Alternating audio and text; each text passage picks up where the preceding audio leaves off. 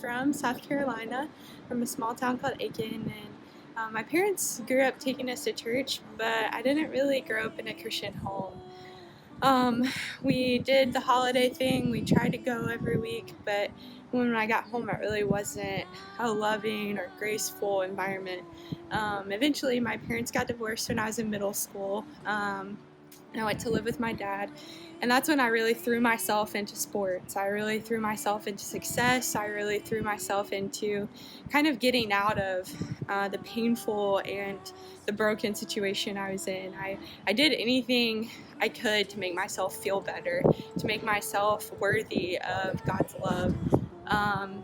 And so I decided that in part I was going to graduate high school early. I was really involved with FCA, really involved with Young Life when I was in high school, a couple different ministries, and everyone kept telling me, they're like, no, just take one more year.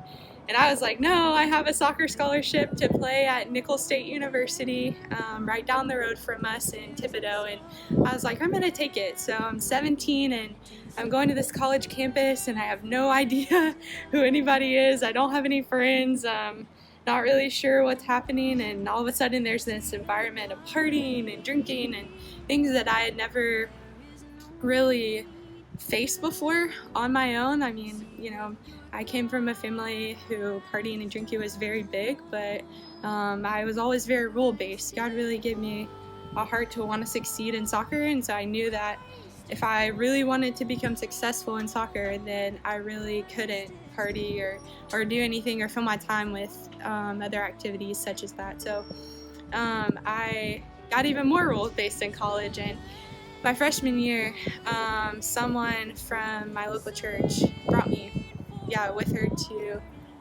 one of the services one day, and I met Drew, this girl who just started showing up to our games and started asking me to come meet for discipleship. And I was a Christian, and I was like, I'm already good enough. What are you talking about? I don't need discipleship. And so we kept meeting my freshman year, and I was like, fine.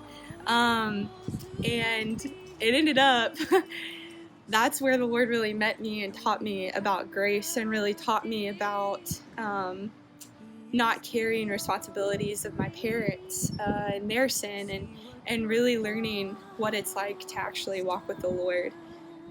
So fast forward through college, I ended up coming to New Orleans to work with a ministry, and things were going great. People from my old church recommended that I come to St. Rose, and I was like, what is this place? It's out in the middle of nowhere. And so I came to St. Rose and really just fell in love with Bob and Donna's community group, and just the love that was felt here. And a couple years later, my friend Sarah and I, who actually goes here, we got in this really bad car accident. Our car rolled a few times. I ended up with a concussion and some other physical things, and I ended up coming to probably the lowest place I've ever been in my life. I was no longer able to work. I really wasn't able to communicate well with people, and I just felt like I wasn't worthy, and I felt like I just wasn't good enough. And looking back all along, that was the trend. I always felt like I had to work to earn the love of God and the love of others, when really there's this community of people ready to accept and receive me just as I was, because that's what Christ did for them.